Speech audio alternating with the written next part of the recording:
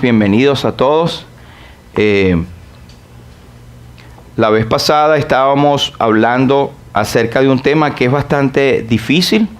Es el tema del sufrimiento en el mundo, pero más específicamente el sufrimiento del creyente. Y queremos, como siempre, recomendar nuestra página donde usted puede encontrar luego y puede leer, o mejor dicho, ver nuevamente estos mensajes, recomendarlos, ya sea por este servidor o por cualquier otro de los que exponen la palabra del Señor, y pueda pasarlo a familiares también. En la que está debajo, www.lumbrerabiblica.com, usted tiene la facultad de poder enviar email y hacer preguntas. Bien, allí tiene la identificación de la iglesia, puede usted suscribirse a ella igualmente. Estas fueron algunas de las preguntas que vimos la vez pasada. ¿Por qué sufrimos? ¿Por qué Dios lo permite si Él es amor? Esto es lo que entra en conflicto con la naturaleza humana. Toda persona piensa que debe tener una respuesta para todos. Para todo lo que nos ocurre, tiene que haber una respuesta. Estamos condicionados para eso. Es más, el hombre está condicionado para hacer preguntas y quiere satisfacerse con la respuesta. Pero entendemos por la palabra de Dios que muchas veces no podemos conocer las respuestas. Y entendemos con esto que Dios es soberano. ¿Por qué sufrimos? Hablamos de ello en la intervención pasada, en nuestra prédica. ¿Y por qué Dios lo permite si Él es amor? Precisamente porque Dios es amor, permite esto. El asunto está en entender que el sufrimiento para el creyente no es un castigo, sino un medio de disciplina en amor para que nosotros nos parezcamos más a Cristo. Cantamos al principio, prefiero a Cristo. Precisamente eso es como lo que como creyentes queremos llegar a ser, parecernos a Cristo, pero es un largo camino. Luego, nosotros hoy quiero que vayamos con esta pregunta: ¿cómo estoy respondiendo y cómo debo responder al sufrimiento? O mejor dicho, a las tribulaciones, a las angustias y problemas que tenemos como creyente. Creo que nadie, y sería un mentiroso, puede levantarse para decir: yo no sufro, yo no sé lo que es eso, nunca he tenido ningún tipo de problema. Esa es la mentira más grande que puede haber. También hay otra mentira, la mentira de hacer creer a los creyentes o a las personas que están siendo llamadas para buscar a Cristo, que al creer en el Señor todos los problemas se le van, que todo se va a desaparecer. Y nada más lejos de la realidad. Vamos a ver qué es lo que dice la palabra de Dios con respecto a esto. Siempre es bueno que hagamos preguntas, que busquemos la realidad de lo que está pasando hoy, pero apegados a la palabra de Dios. Estuve viendo algunos, por lo menos 3 pensamientos de 3 personas, algunos conocidas, otros no, acerca del sufrimiento. Y tengo este señor que se llama Joseph Campbell. Joseph Campbell era un escritor, ensayista y un filósofo norteamericano. Escribió muchos libros y su arte, o mejor dicho, su título en la universidad fue de filosofía y la religión. Entonces este hombre plantea de esta manera el sufrimiento. Encuentra ese lugar en tu interior en el que hay alegría, y esta será la que se encargará de quemar el dolor. Él dice de que para tú quemar el dolor o para quitarte la tristeza o el sufrimiento, la respuesta está en ti mismo. Tienes que buscar dentro de ti mismo esa alegría o alguna razón para alegrarse, y esto entonces va a hacer que se queme todas tus tribulaciones. Pero ¿qué dice la palabra de Dios respecto a lo que hay en el hombre? El Señor Jesucristo dice en Marcos 7, 20 al 28, porque de dentro del corazón sale la alegría. Dentro del corazón de los hombres salen los malos pensamientos, los adulterios, las fornicaciones, los homicidios, los hurtos, las avaricias, las maldades, el engaño, la lascivia, la envidia, la maledicencia, la soberbia, la insensatez. Todas estas maldades de dentro del corazón salen y contaminan al hombre, salen de adentro. ¿Qué es lo que el hombre tiene de adentro para dar hacia la humanidad? Pecado, malos pensamientos. Pero es que recordemos que somos una naturaleza caída. El hombre, la humanidad está bajo pecado, por cuanto todos pecaron y están destituidos de la gloria de Dios. En el hombre, aunque pudiésemos decir que algunos tienen designios de buena voluntad, eso se quita, esos son reflejos del amor de Dios y de la semblanza de Dios en el hombre, pero el pensamiento continuo que va a salir del corazón no regenerado es continuamente el mal. Entonces dentro del corazón no puede salir la alegría para tú apaciguar tus penas. ¿Qué es lo que sale dentro del corazón? Los malos pensamientos. Porque es la raíz del pecado. Un hombre de Dios en la antigüedad dice: yo sé que la raíz del asunto está en mí. Y también dice: ¿quién conocerá sus propios pecados? Líbrame de los que me son ocultos. Porque el hombre naturalmente trata de evadir y de echarle la culpa a otro. Y sabemos, y hemos dicho en otras ocasiones, que en el huerto del Edén tenemos el primer ejemplo, cuando Dios puso al hombre en el huerto del Edén y puso a la mujer también tomada del hombre.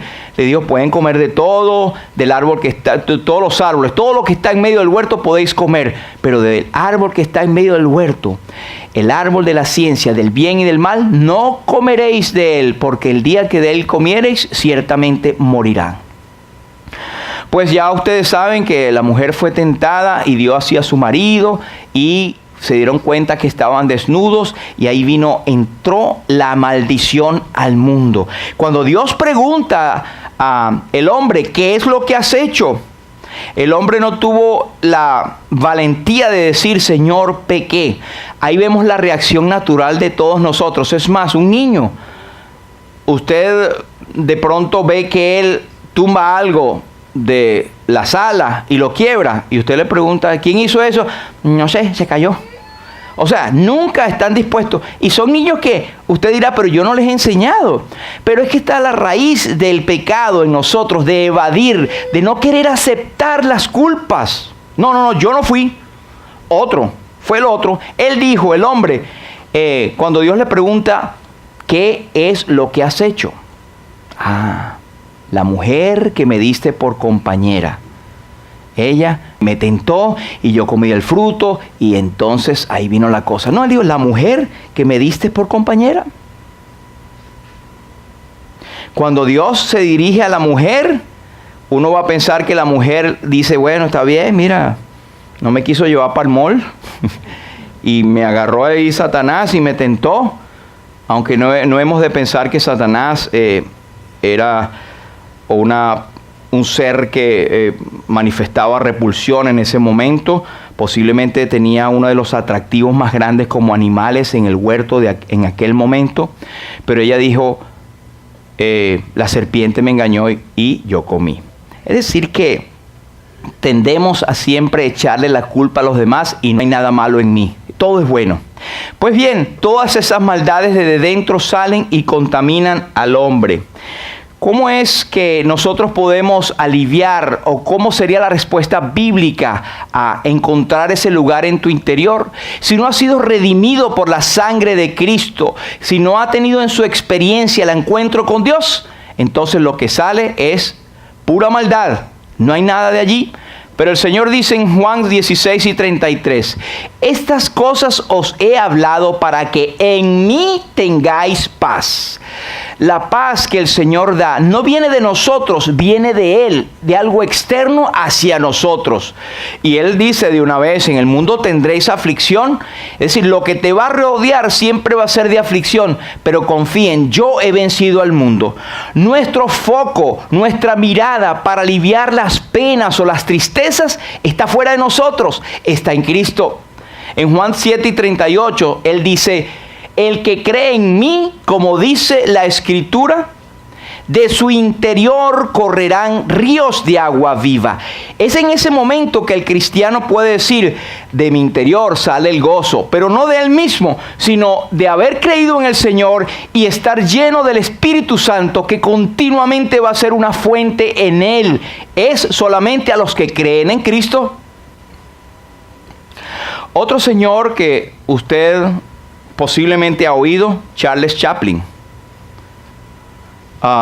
Charles Chaplin fue uno de los más grandes actores, cineastas, directores, escritor que tuvo el cine mudo antes de que viniera el color y viniera el sonido. Por cierto que hay muchos artistas hoy en día que son hijos o descendientes de Chaplin. Y usted se sorprenderá de ver que lo ha visto tal vez en películas y son descendientes de este hombre. Este hombre se caracterizó por tener la chispa de la invención, de las ocurrencias, y él, por supuesto, hizo reír a muchísimas generaciones, por lo menos la generación de ese entonces. Y él decía: para reír de verdad debes ser capaz de tomar tu dolor y jugar con él.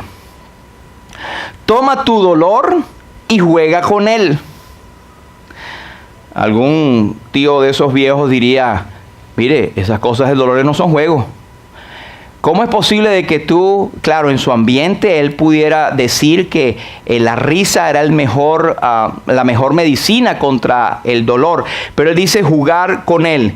¿Qué dice la Biblia acerca de esto? La Biblia dice en Proverbios 14:12: delante de cada persona hay un camino que parece correcto, pero termina en muerte. Y el versículo 14 dice: la risa puede ocultar un corazón afligido, pero cuando la risa termina, el dolor permanece. Es decir, que usted se puede estar riendo y la procesión va por dentro. Puede tener raticos en que se ríe, pero cuando se va el motivo de la risa, ahí está el dolor. El dolor permanece. Y me llama la atención que aunque Proverbios no es un libro que está conectado, todos los capítulos son diferentes momentos en la vida donde el Espíritu Santo inspiró al escritor a poner consejos sabios, consejos de la vida. Pero estos versículos están juntos y en el contexto de la risa, un corazón afligido y todo esto, él habla: hay camino que al hombre le parece derecho, pero su fin es camino de muerte. Y no es por casualidad, es que resulta que el hombre siempre quiere tener su propio camino. Oh, yo tengo mi propia religión, yo tengo mi propia forma. Yo recuerdo un muchacho, compañero de trabajo, hacía muchos años, gracias al Señor que hoy en día es pastor a propósito. Pero él, en un momento cuando estábamos muchachos, yo le hablé del Evangelio y él me salió con ese balde de agua fría que a uno le provoca decir: yo no sirvo ni para hablar del Evangelio. Él me dijo: a mí no me vengas con eso, yo tengo mi propia filosofía, mi propia manera de llegar al cielo. Yo como quedé desarmado y quedé también angustiado y triste por un tiempo, pero el Señor usó la palabra de Él para dar cabida en el corazón de aquel muchacho. Pero este es el pensamiento de todo el mundo: yo tengo mi propia forma, mi propio camino, yo voy a trazar mi destino. La risa puede ocultar un corazón afligido. Por algún tiempo usted puede reírse, pero cuando la risa termina, el dolor permanece. Así que Charles Chaplin, I'm sorry for you. Estás también errado. Pero hay otro señor que usted posiblemente ha oído, este sí es seguro que lo ha oído, que es Arnold Schwarzenegger. ¿Cierto? Parece mentira que él dio un statement, una declaración acerca de esto. Fíjense lo que él dice: esto es de lo que la mayoría de las personas carecen: las agallas para seguir adelante y de atravesar el dolor sin importar lo que pase.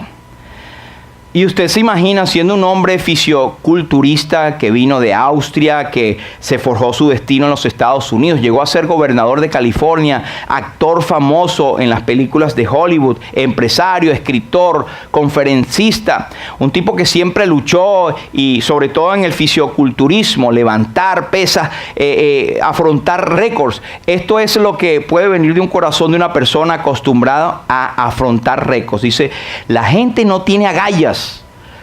No tiene la valentía para afrontar sus dolores. Hay que atravesarlos sin importar lo que pase. Y parece racional pensar así, sin importar lo que pase. Es decir, yo voy con mi orgullo, yo voy con mi propio estilo, yo soy fuerte, yo voy a vencer, el famoso yo-yo. Yo puedo vencer todas las cosas. Pero ¿qué dice la Biblia acerca de este tipo de pensamientos?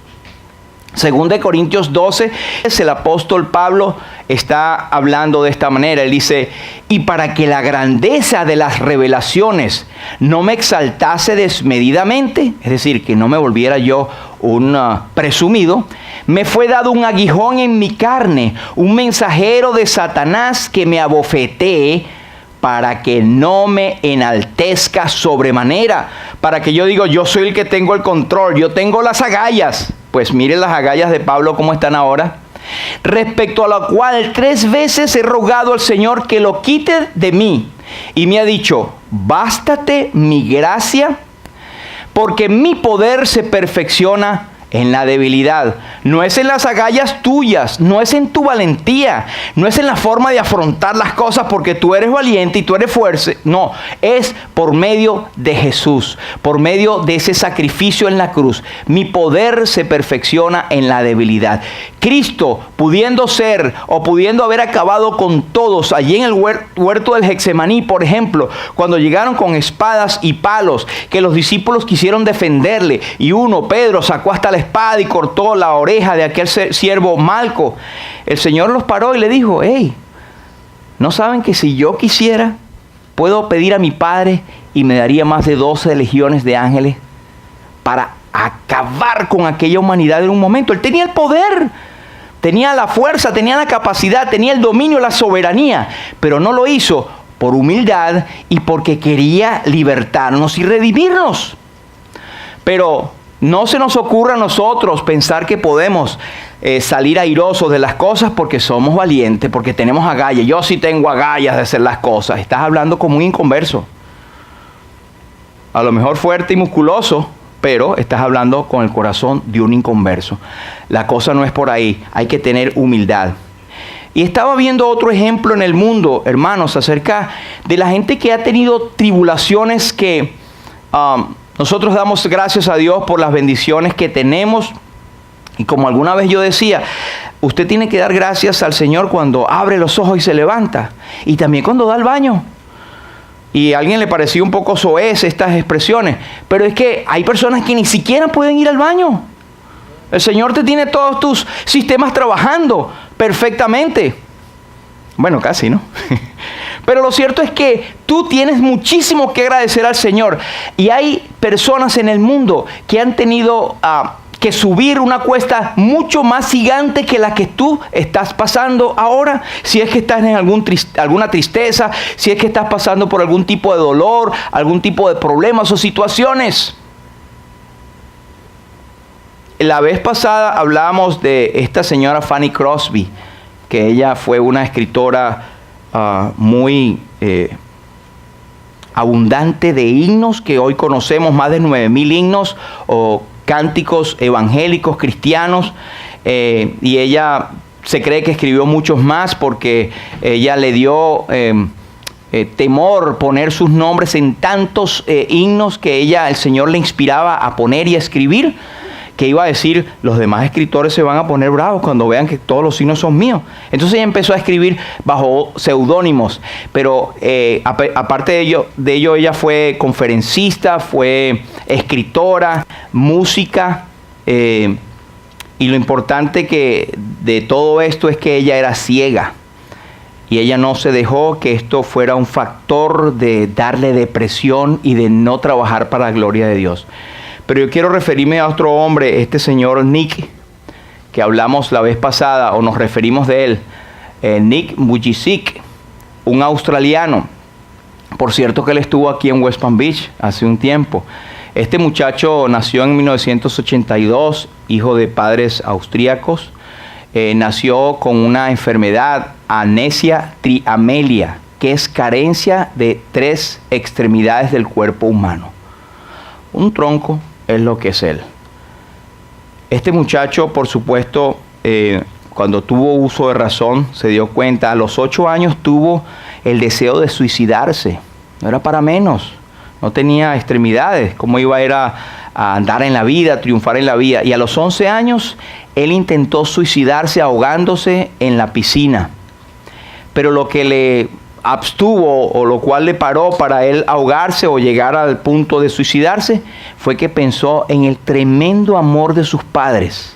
Cómo lo estaban tratando, cómo lo amaban sobremanera. Y eso le aguantó a él de tomar esa determinación. Pero hijo de un pastor, él creyó en el Señor y él empezó a ver la vida desde los ojos de Dios. Y hay algo interesante, que él acredita a Dios el éxito de sus logros y la victoria sobre sus luchas personales. Este es un hombre que tiene éxito en el mundo, es un motivador, uno que habla a multitudes, uno que motiva a la gente que tiene discapacidades también. Y él dijo, Dios me movió a compartir mi historia y experiencias para ayudar a otros a enfrentar sus vidas y ver bendiciones en los obstáculos. ¡Wow! ¡Qué tremendo! Nadie mejor que él con la autoridad de decir que lo que tú tienes no es una maldición, no es un obstáculo, es una bendición que Dios tiene preparada, pero de una manera especial. Actualmente él es director de una organización que se llama Life Without Limbs, que apoya a personas con alguna discapacidad física. Tremendo hombre, tremendo ejemplo a seguir. Y de paso, él se casó y tiene 3 hijos normales y vive con su esposa y anda alrededor del mundo dando charlas y predicando el evangelio también. Cómo él transformó la tribulación en bendición. Este es Nick Vujicic. Algunas de las cosas que nosotros hablamos es que la tribulación no se trata de por qué, sino cuándo vendrá. Porque nos va a venir en cualquiera de sus formas, a cualquiera de nosotros nos toca la tribulación, nos toca la angustia, nos tocan los problemas. Y recordemos que las tribulaciones la tribulación vino al mundo como consecuencia del pecado. Primeramente es por el pecado. Como el pecado entró al mundo por un hombre y por el pecado la muerte, así la muerte pasó a todos los hombres por cuanto todos pecaron y están destituidos de la gloria de Dios. Es algo que es consecuencia del pecado y una mancha de lo que es la naturaleza caída. Pero también es producto de nuestras erradas decisiones. A veces sí, como cristiano estoy padeciendo esto porque es la voluntad de Dios que yo padezca. Sí, pero estás padeciendo por una decisión que tomaste que es errada, que era no de acuerdo a la voluntad de Dios. Una cosa que fue realmente tomada a la ligera o pensando en tus valores o privilegios antes que el beneficio de la obra de Dios. Eso es producto de nuestras erradas decisiones. No digamos siempre que es la voluntad de Dios que yo sufra. Pero también la tribulación no adiciona santidad. No es algo que te vas a hacer más santo cuando estoy en tribulación. Y usted ve muchas personas que entienden esto mal. Y ven hermanos o hermanitos que tienen una cara de sufrido porque piensan que ser sufrido o mostrar el sufrimiento es una señal de santidad. Y no es así. Tú no vas a ganar el favor de Dios por sufrir. No vas a ganar un punto más. Sin embargo, si sufres por causa del evangelio, esa es otra cosa. Hay coronas que el Señor tiene preparadas para aquellos que sufren por su causa. La tribulación en sí o el sufrimiento no es un fin en sí mismo, sino un instrumento. Es algo que Dios utiliza en su soberana voluntad. Cualquier instrumento. ¿Y sabes qué? Satanás es un instrumento. No siempre es castigo o disciplina. La gente tiende a pensar que, bueno, esto me vino por castigo, porque yo no hice esto y aquello. No siempre es así. Es más, a veces no tenemos ideas de por qué es, pero lo que sí sabemos es que Dios está trabajando para su gloria y para beneficio nuestro. Eso sí lo podemos tener por seguro. Y también debemos tener por seguro que siempre hay un propósito, siempre hay un para. Siempre hay algo detrás de la cortina que no nos es dado muchas veces a saber, pero Dios sí lo sabe, y eso es lo que el cristiano debe estar agarrados siempre, que hay un propósito. Dios cumplirá su propósito en mí. Y esta es una cosa maravillosa, que siempre hay recursos, cualquiera sea tu situación y tu problema. El Señor dice, por medio del apóstol Pablo, no os ha sobrevenido ninguna tentación o prueba que no sea humana. Antes bien, Dios dará juntamente con la tentación o prueba la salida para que podáis resistir. Y en Efesios nos habla de estar llenos, estar alistados con toda la armadura de Dios para que podáis resistir los dardos del fuego enemigo, de las pruebas que vendrán. Y por último, siempre Dios está en control. En el mundo y en mi trabajo yo manejo lo que son accidentes en la empresa. La gente tiende a entender los accidentes como algo que es totalmente inevitable. Aunque nuestra filosofía es que los accidentes se pueden evitar, pero hay muchos que no. Hay un porcentaje que no se puede evitar para nada. Pero a Dios no le agarra ningún accidente. Dios no envía nada que de repente diga, ups, mandé esto a este hijo mío. Ay, se me pasó. Dios está en completo y total control de todo lo que nos acontece. El Señor Jesucristo dijo que vuestros cabellos están contados. Ni una hojita cae al piso sin que vuestro Padre Celestial lo sepa. Debemos nosotros saber que no se trata de que por qué viene, sino cuándo nos va a llegar. Y esto es lo que dice la palabra de Dios. En el Salmo 34 y 19, muchas son las aflicciones del justo. Fíjense que dice las aflicciones de todo el mundo, aunque cabe decirlo, pero está refiriéndose al justo, al que buscaba de corazón a Dios, al que había sido justificado, aunque Cristo no había venido, pero justificado sabiendo que él mismo no podía hacer nada y confiando en sacrificios que Dios había mandado como ilustración de la obra de Cristo que vendrían. Esos eran salvos, eran justificados, no por la ley, sino porque ellos habían puesto la fe y la confianza en que Dios haría un sacrificio, o por medio del sacrificio de esa sangre de esos animales, Dios estaba diciendo, tú mereces morir. Y ellos decían, sí, yo lo acepto, Señor, y eran justificados. Pero Él dice que las aflicciones del justo son muchas, no son reducidas, no son pocas. En Juan 16 y 33 ya lo hemos leído, que el Señor les dice que Él le había hablado esas cosas para que tuvieran paz en Él, no la paz interna. Nadie tiene paz interna, a menos que haya venido por medio de Cristo a su corazón. En el mundo tendréis aflicción, es algo que vendrá, no es una sugerencia, no es algo que posiblemente, es que tendréis aflicción, pero tenemos la confianza de que confiad, valga la redundancia, yo he vencido al mundo. El 2 de Timoteo 3 y 12 nos dice, y también todos los que quieren vivir piadosamente en Cristo Jesús padecerán persecución. Y esto era la historia de la iglesia en los primeros comienzos, en el primer siglo y todos los siglos de la historia, de que tenemos nosotros noticia, que hubo siempre persecución a aquel que quería vivir piadosamente en Cristo Jesús. Hubo muchos que querían seguir a Jesús y cuando llegaba la persecución se vendían o negaban al Señor para no recibir aquellos terribles castigos. Pero de la gran mayoría, salvos, creyentes verdaderos, padecieron persecución por causa de Cristo. ¿Cómo debemos nosotros enfrentar la persecución? ¿Cómo debemos enfrentar la tribulación? Pues el apóstol Santiago nos dice algo en su primera carta. Y precisamente Santiago o Jacobo era, se cree, hermano del Señor. uno de los que no creían en él. Hay referencias que dicen que él y sus hermanos no creían en él. Y en Marcos también nos dice que posiblemente él fue uno de los que denunció a Jesús a los fariseos. Pero aquí lo vemos transformado. Algo cambió su vida. ¿Qué fue? Que él tuvo la fe en Jesucristo, no como su hermano en la carne, sino como el Mesías que había venido.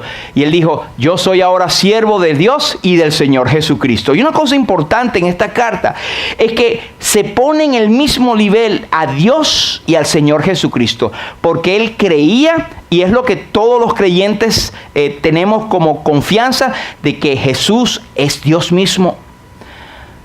Y él escribe a las 12 tribus que están en la dispersión o en la diáspora.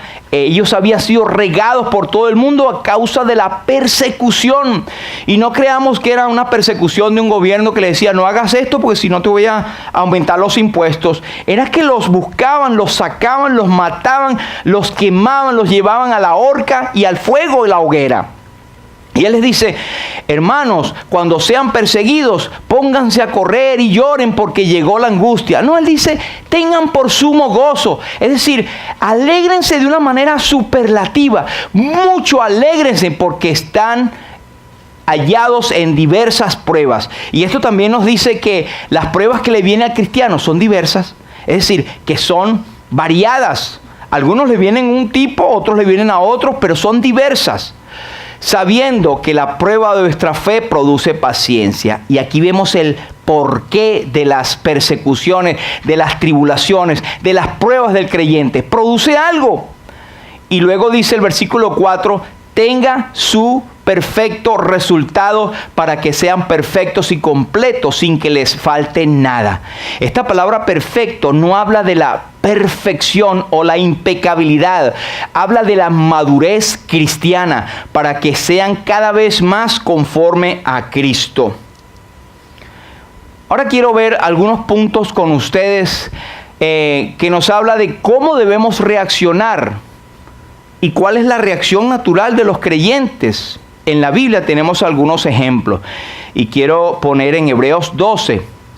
En Hebreos 12 y el versículo 5, el apóstol, quien haya escrito Hebreos, él les dice a los creyentes, ya habéis olvidado la exhortación que como a hijos se os dirige, diciendo, hijo mío, no menospreciéis la disciplina del Señor, ni desmayes cuando eres reprendido por Él, porque el Señor al que ama disciplina y azota a todo aquel que recibe por hijo.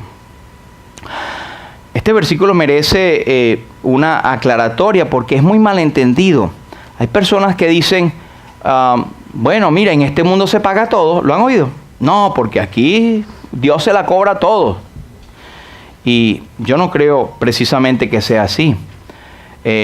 Dios ha establecido un lugar de juicio en la eternidad para aquellos que no acepten a Cristo, no acepten su oferta de salvación. Eso es en la eternidad. Está establecido para los hombres que mueran una sola vez y después de esto el juicio. El juicio no es aquí en esta tierra, aunque eso no quita que hayan tribulaciones aquí en la tierra, aunque eso no quita que de alguna manera la justicia divina alcance a algunos malos hombres aquí en esta tierra. Pero recordemos, Dios hace llover sobre justos e injustos. Hay personas que dicen, y otros creyentes, ¿por qué si Cristo padeció en la cruz? ¿Cómo es que Dios nos va a castigar? Porque están malentendiendo. En primer lugar, allí dice para hijos. Esto es para aquellos que han sido ya adoptados por medio de la obra de Jesús en la cruz del Calvario. Y cuando dice, como a hijos se os dirige diciendo, esa palabra diciendo es una cita de Proverbios 4, cuando el proverbista habla de el respeto que debemos tener por nuestros padres cuando nos disciplinan. Están malentendiendo estos creyentes que así piensan, que no entienden por qué si Cristo padeció en la cruz y fue castigado por nosotros, que nosotros no deberíamos ser castigados. Aquí no está hablando de un castigo punitivo, es decir, de un castigo judicial, de la paga del pecado. Está hablando de la corrección, está hablando de la disciplina, está hablando de instrucción. Cuando la palabra dice disciplina, y al final dice azote en el versículo 6. No está hablando un azote para matar, sino para instruir y corregir. De tal forma que cuando Dios nos disciplina a nosotros, no tiene el fin de destruir en ningún momento. Tiene el fin amoroso de corregir y de instruir, de enseñar, y eso es lo que Dios hace. A veces necesita un poquito más de fuerza porque somos como el mulo. Somos duros, somos cabeza dura, como dirían algunos, somos tercos, somos vanagloriosos, o estamos hinchados de nuestra propia concupiscencia o nuestra forma de ver las cosas y no es de acuerdo a Dios. Y Dios a veces tiene que apretar la cuerda para nosotros. Pero esto es exclusivo para hijos y no tiene nada que ver con la condenación eterna. No tiene que ver con la condenación eterna. Porque Cristo padeció una sola vez y para siempre, dejándonos ejemplos para seguir sus pisadas.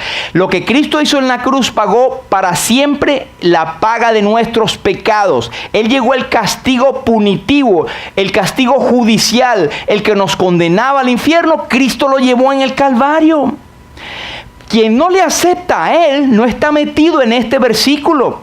Quien no le acepta a Él está el que cree en el Hijo, tiene vida eterna. Pero el que desobedece, el que rehúsa creer en el Hijo, no verá la vida, sino que la ira de Dios está sobre él. Eso sí, le va a caer todo el peso de la ira de Dios, pero no es a lo que se refiere a esto. Ahora, Él dice, no menosprecies ni desmayes. Fíjense que hay tres maneras en que Dios actúa en amor para sus hijos. Está en verde: la disciplina del Señor, la reprensión y el azote. Son instrumentos de Dios, simplemente para hacerlo en amor. Ningún padre le va a caer de tal manera a palos a su hijo porque lo estoy disciplinando y descarga toda su ira y hasta los han matado. Eso ha ocurrido. Pero aquí dice el Señor al que ama. Notemos que es en amor. Al que ama disciplina. Pero ¿cuáles son las dos reacciones que vemos acá? Menospreciar y desmayarse. Algunas veces nosotros podemos rebelarnos o menospreciar o tener en poco la disciplina de Dios. Y esto es peligroso, hermano. No estamos hablando de pérdida de salvación. Es peligroso en cuanto a que vamos a seguir recibiendo la disciplina hasta que entendamos. Hasta que nuestro duro corazón finalmente sea ablandado y parecernos más a Cristo, humillarnos. El apóstol Pedro dice, humillaos pues bajo la poderosa mano de Dios, para que Él os exalte cuando fuere tiempo. Pero esto es una reacción. Cuidado, hermanos, con rebelarnos. Cuidado con tomar esa actitud de rebeldía o de menosprecio a lo que me está pasando. No, esto pasó por consecuencia de otro. Y no ver que el Señor nos está tratando de llevar a su regazo nuevamente. Puede ser una situación en nuestro hogar, puede ser pérdida del trabajo. El Señor nos está diciendo algo. Puede ser algún hueco económico en que estemos. Puede ser un problema continuo con un ser que amamos. Alguna manera de disciplina. Veamos y parémonos y pensemos, ajá, Señor, ¿qué me quieres decir? ¿Qué me quieres decir? Tengamos cuidado porque la reacción nuestra es rebelarnos, pero también está desmayarnos. Hay otros que tal vez somos más débiles y el desmayarse quiere decir que no aguanto y me echo a morir. No, ni siquiera voy a ir más a los cultos, ni siquiera voy a orar más. No, yo me echo a morir. Es desalentarnos totalmente por la disciplina. Eso puede ocurrir. El desalentarnos, el quitarnos toda fuerza de seguir adelante. Esto puede ser la reacción de alguno de nosotros. No menosprecies la disciplina y no desmayes cuando eres reprendido por el Señor. Y te da un pensamiento de ánimo, porque el Señor al que ama, lo está haciendo Dios por amor, porque nos ama como hijos. Hay un versículo que el apóstol nos da como ánimo también, y nos dice, considerad a aquel que sufrió tal contradicción de pecadores contra sí mismo. ¿Para qué? Para que vuestro ánimo no se canse hasta desmayar. Otra versión dice, piensen en el ejemplo de Jesús. Mucha gente pecadora lo odió y lo hizo sufrir, pero Él siguió adelante. Por eso ustedes no deben rendirse ni desanimarse. Y esto es para nosotros hoy en día. No te rindas, no te desanimes, porque hubo un precursor que llegó mucho más profundo que tú y puede decir: yo he vencido y tú vas a vencer en mí. Estaba leyendo algunos comentaristas que esta palabra considerad, por lo menos en Reina Valera, habla de sacar cuentas. Saquen la cuenta. Y es que los antiguos, cuando sacaban la cuenta, iban sumando de abajo hacia arriba y al final tiraban la línea y ponían el total arriba. Esta palabra tiene esta idea: saquen la cuenta al final de todo esto que le estoy diciendo acerca de Jesús. Es el hecho más sublime que los cielos, es el Hijo de Dios, es el Mesías prometido. Él no estimó el ser igual a Dios como cosa a que aferrarse. Él puso su mirada en el gozo puesto delante de Él y sufrió la cruz, menospreciando el oprobio. Así que Él puede poner esto como ejemplo, que nosotros nos estemos bien claros de que el Señor Jesucristo venció. Y Él pudo, como Él venció, nos puede dar a nosotros la victoria. Cuando estemos nosotros con algún tipo de desánimo, saquemos la cuenta.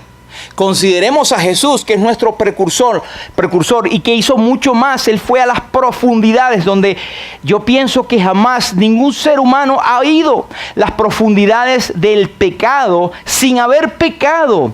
El ser llegado hasta lo último. El salmista pudo decir en palabras poéticas: estoy hundido en cieno profundo donde no puedo hacer pie y las aguas han anegado mi alma.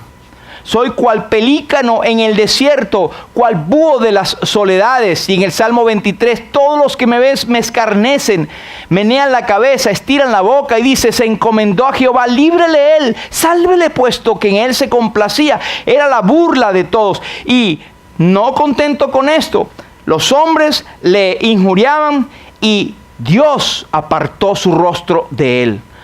La profundidad de las angustias del Señor. En Lamentaciones encontramos en palabras del profeta, pero inspirado proféticamente en lo que el Señor dijo: ¿no os conmueve a cuantos pasáis por el camino? Mirad y ved si habrá dolor como mi dolor, porque Jehová me ha angustiado en el día de su ardiente furor. Considerad aquel que sufrió tal contradicción de pecadores contra sí mismo, para que vuestro ánimo no se canse hasta desmayar. De esta forma tenemos nosotros un consuelo, un ánimo, y no desmayarnos cuando seamos reprendidos.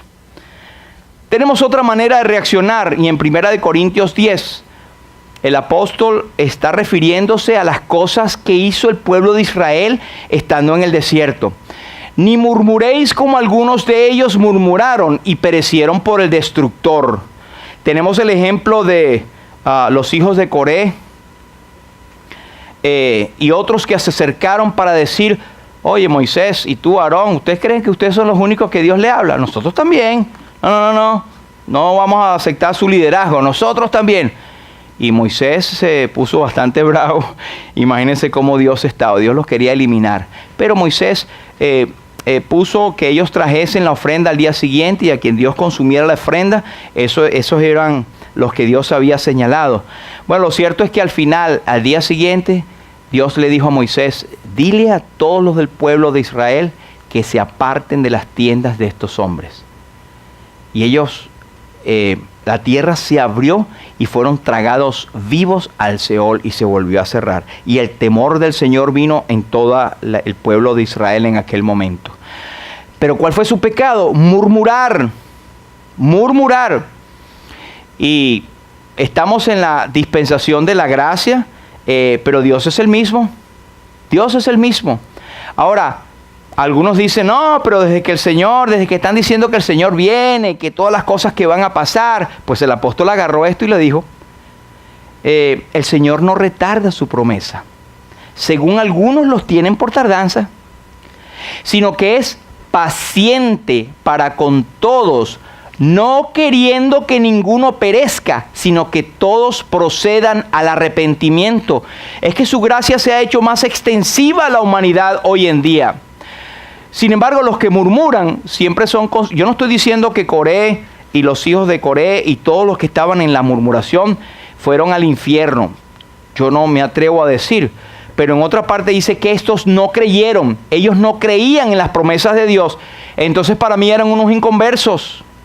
Pero por el hecho de murmurar, y si eran creyentes, no irían al infierno, son disciplinados. Pero en este caso fueron porque la Biblia nos dice en otra parte que ellos no creyeron. ¿Cuál será el fin de aquellos que desobedecen al Evangelio de Jesucristo? El fin de los tales será perdición, llama de fuego para dar retribución a los que no conocieron a Dios ni obedecen al Evangelio de nuestro Señor Jesucristo, los cuales sufrirán pena de eterna perdición, excluidos de la presencia del Señor y de la gloria de su poder. Esos son a los que no aceptan a Jesús como Señor y Salvador.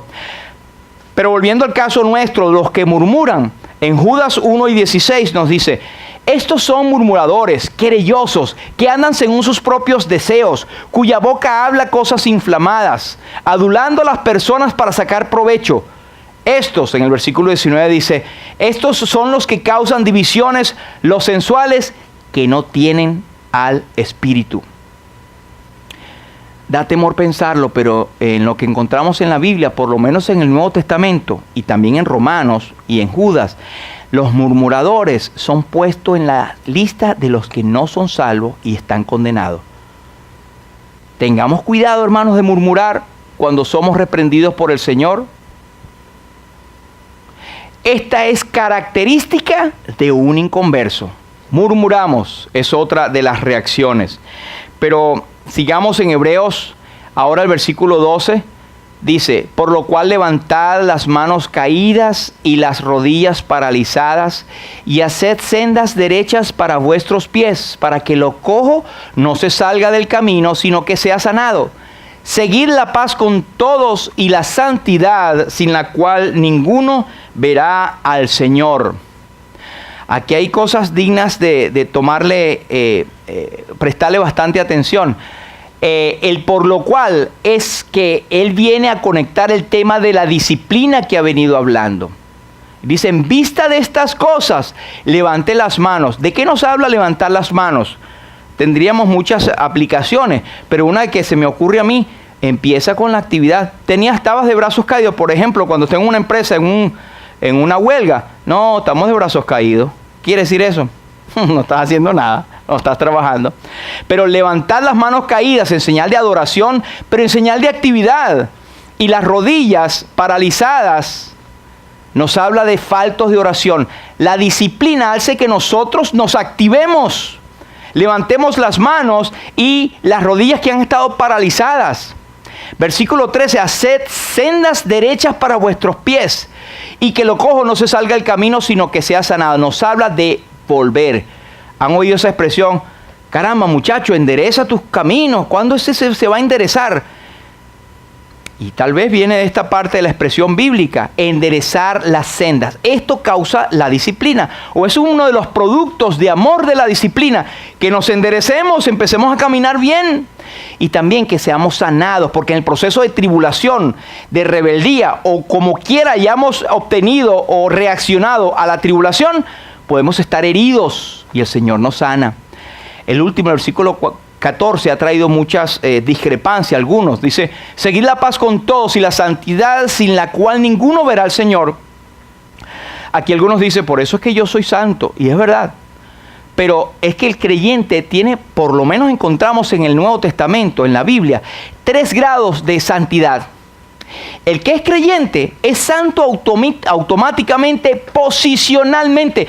Dios nos ha puesto en un lugar distinto. Somos santos porque hemos sido apartados por su gracia para gloria de su nombre. Eso es posicional. No tienes que hacer nada. Cristo lo logró para ti. Segundo, la otra santificación es una práctica que debemos nosotros andar con la vocación con que hemos sido llamados. Es decir, estar nosotros buscando la santidad Y como la luz de la aurora es la senda del justo, que va en aumento hasta que el día es perfecto. Y esto es alejándonos de lo que desagrada a Dios. En este sentido de la práctica, nadie puede decir, yo soy santo, yo no peco. No, vamos, como dice el apóstol, yo no lo he alcanzado ya, pero prosigo adelante, olvidando ciertamente lo que queda atrás y extendiéndome hacia lo que está adelante, prosigo a la meta, al premio del supremo llamamiento de Dios en Cristo Jesús. Ese es el tercer aspecto de la santidad que nos toca trabajar. Sí, el creyente es santo, pero tiene que ser santo. Y el tercer y último aspecto es cuando estemos en la gloria, ya seremos revestidos de un cuerpo libre de pecado. Y este cuerpo pecaminoso será revestido de esta incorrupción, será vestido de incorrupción. Y esto mortal será vestido de inmortalidad. Y estaremos siempre en la presencia del Señor y no hay pecado. 3 aspectos de la santidad.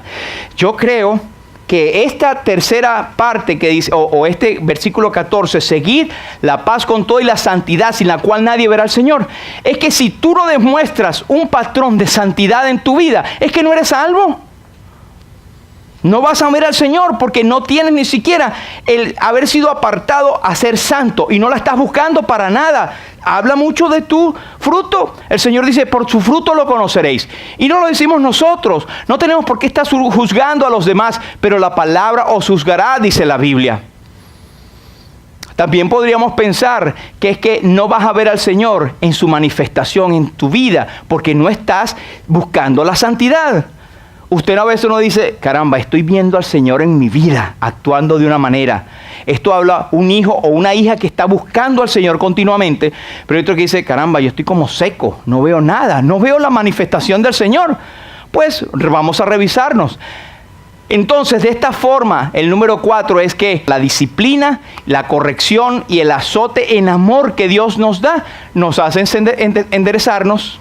Hay un dicho que dice, o corres o te encaramas. Esta es una de las formas. Nosotros nos enderezamos con la disciplina. Siguiendo en Hebreos, ya estamos por terminar, en el versículo 28 dice, así que recibiendo a nosotros un reino inconmovible, tengamos gratitud y mediante ella sirvamos a Dios, agradándole con temor y reverencia, porque nuestro Dios es fuego consumidor. Esta es una confianza que tenemos. Tú pecaste como hijo, como peco yo, somos infieles. Si somos infieles, el Señor permanece fiel. Pero el creyente busca no pecar y siempre estar dispuesto a confesar nuestros pecados al Señor inmediatamente. Si decimos que no hemos pecado, somos tremendos mentirosos. La verdad no está en nosotros y el amor de Dios no ha sido manifestado en nuestras vidas. Pero si confesamos nuestros pecados, Él es fiel y justo para perdonarnos y limpiarnos de toda nuestra maldad. Y la sangre de Jesucristo, su Hijo, nos limpia de todo pecado. Hay provisión en Jesús. En su sangre hay perdón. Hay recursos para ti y para mí. Esto es una buena noticia. De tal forma que la disciplina en nuestra vida causa gratitud y servicio. Tenemos un reino inconmovible. Y la palabra inconmovible es que no se puede mover. Nadie lo puede quitar. Y eso pertenece a nosotros por pura gracia.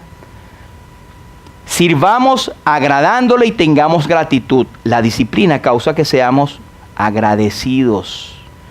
¿Cómo puedes tú ser agradecidos a Dios?